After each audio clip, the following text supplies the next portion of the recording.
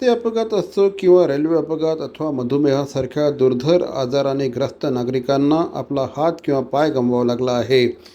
त्यामुळे त्यांच्यावर कायमचं अपंगत्व येतं. अशा वेळेस त्यांचं जीवन अंधकारमय होत असतं. अशा रुग्णांना एकनाथ हिरक आरोग्य वर्षाच्या निमित्ताने तसंच राज्याचे परिवहन मंत्री प्रताप सरनाईक यांच्या वाढदिवसानिमित्ताने शिवसेना वैद्यकीय मदत कक्ष, doctor Shrikant Shinde foundation, Arogyadoot foundation, Ratnanidhi charitable trust यांच्या संयुक्त विद्यमाने दिव्यांग बांधवांसाठी मोफत मॉड्युलर हातपाय बसवण्याच्या शिबिराचं आयोजन करण्यात आलं.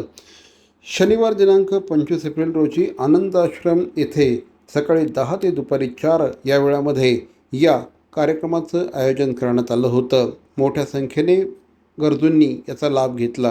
राज्याचे संवेदनशील उपमुख्यमंत्री आदरणीय एकनाथजी शिंदे साहेब यांच्या हिरक वाढदिवसाच्या निमित्तानं आपण गेल्या 2 वर्षांपूर्वीपासून ठाणे शहर आणि जिल्ह्यातील नव्हे तर संपूर्ण महाराष्ट्रातील दिव्यांग बांधवांच्यासाठी मोफत कृत्रिम हात आणि पाय वाटप या शिबिराचं आयोजन करत आहोत.